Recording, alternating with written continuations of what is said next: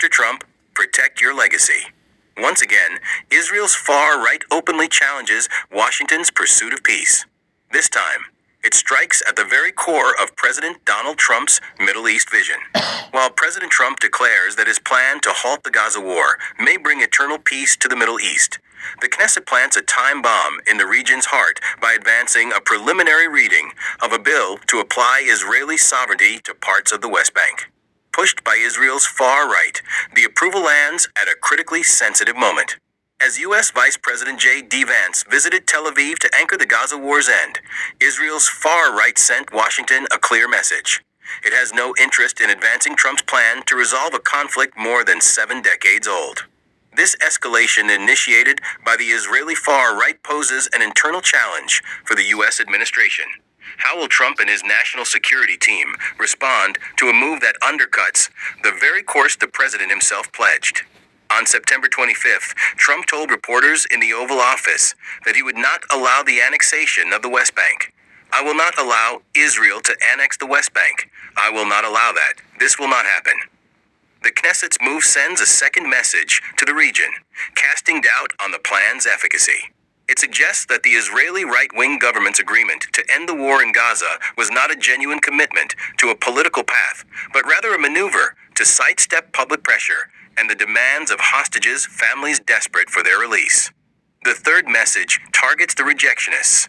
Israel's far right hands them yet another excuse to oppose any settlement process.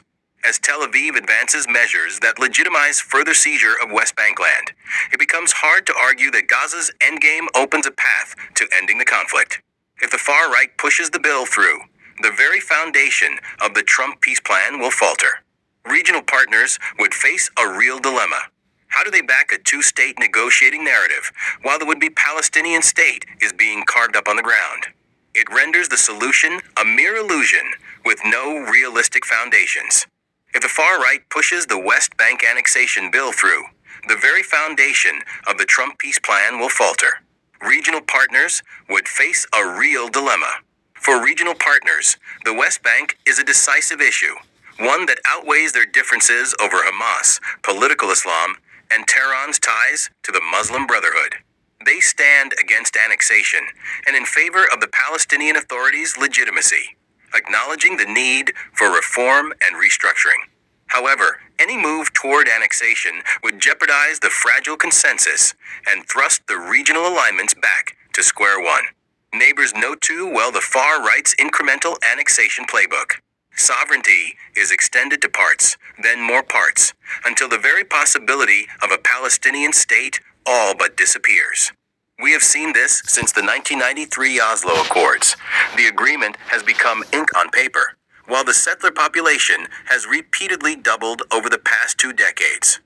Signatories to the Abraham Accords have drawn a red line on West Bank annexation. Annexation threatens the accords themselves and freezes any move toward normalization with Saudi Arabia, which is driving a return to a two-state solution and recognition of Palestinian statehood. Pursuing annexation raises the stakes not only for the Palestinians, but also for core American interests across the region.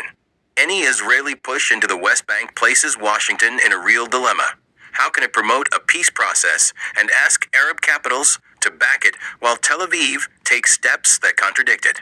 This is where President Trump must strike a delicate balance between historic support for Israel and a credible commitment to Palestinian rights.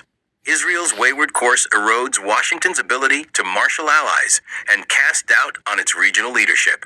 After the ceasefire in Gaza, the scene has shifted from war management to geography. What looked like an end of the fighting is turning into field engineering that alters facts on the ground in the West Bank. With this move, the window of politics closes before it even opens, and the causes of the conflict are reproduced using various tools. Now the onus falls on the U.S. administration to curb the Israeli far right's momentum and prevent the collapse of post-Gaza fragility. Complex processes, such as ending Hamas's rule and disarming it, have not even begun, while the seeds of failure of the Trump plan are already germinating. The Knesset's latest move compounds the complexity. who will press Hamas to disarm or shore up the PA's legitimacy if Tel Aviv signals that the conflict remains open and the Palestinian statehood chapter is closed for Israel. Now the onus falls on the U.S. administration to curb the Israeli far-right's momentum and prevent the collapse of post-Gaza fragility. Mr. President, you have long cast yourself as a peacemaker who seeks a historic achievement etched into your legacy as the president who unties the Middle East's Gordian knot.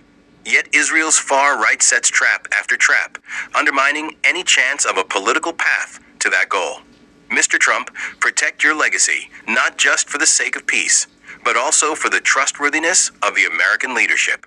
If Washington fails to rein in its allies and leaves a strategic vacuum that others will rush to fill, your legacy will not be eternal peace. It will be remembered as the beginning of a retreat that could have been averted. Mr. Trump, simply put, if you fail to curb Israel's far right, no president after you will ever dare to attempt another peace plan, and U.S. interests will not be spared from the fallout of the time bomb now being planted. Mr. Trump, protect your legacy, not just for the sake of peace, but also for the trustworthiness of the American leadership.